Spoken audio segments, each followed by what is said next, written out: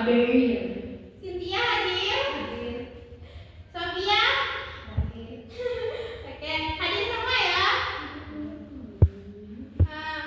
Ada yang tahu materi kita hari ini apa? Tentang ria, Bu.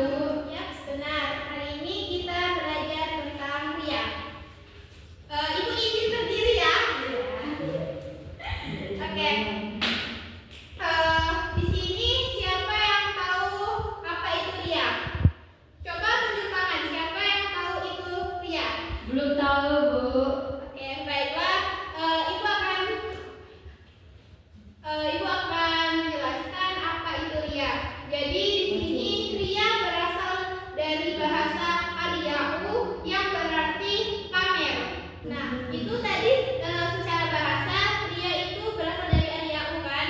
Nah, adapun secara istilah yaitu ria adalah suatu perbuatan yang dilakukan seseorang untuk mempamerkan sesuatu dengan tujuan mendapat pujian terhadap orang lain.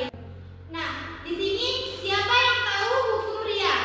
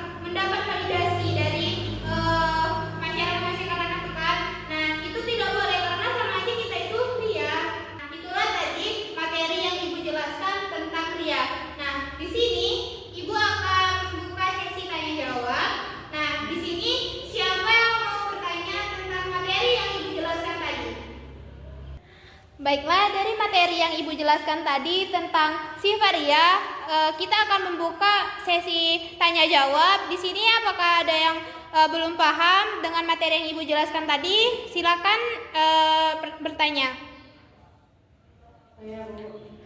Oke, baiklah, kepada Rima, mau bertanya apa?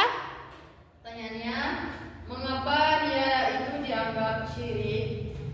Oke, ada lagi yang mau bertanya? Oke, Cynthia, apa pertanyaannya? Mengapa sikap ria bisa muncul? Oke, baiklah, Ibu akan menjawab pertanyaan kalian satu persatu. Baiklah, Ibu akan menjelaskan pertanyaan dari Rima tadi. Kenapa ria itu disebut dengan syirik? Karena ria itu melibatkan niat dalam beribadah, sehingga dia ingin mendapatkan pujian dari orang lain atau mau mendapatkan penghargaan agar mereka dipuji oleh orang lain. Itu jawaban dari Rima tadi. Apakah Rima bisa dipahami? Bisa. Oke.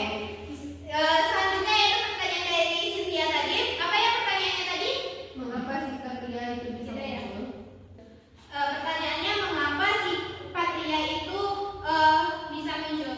Jadi kenapa sifat ria itu muncul? Karena kurangnya berimannya kita terhadap Allah Subhanahu Wa Taala, sehingga kita tuh merasa berbangga diri, merasa kita itu bisa, merasa kita tuh paling hebat. Nah, itulah yang memunculkan sifat ria itu di dalam benak kita, sehingga kita itu perlu mendapatkan pujian oleh orang lain.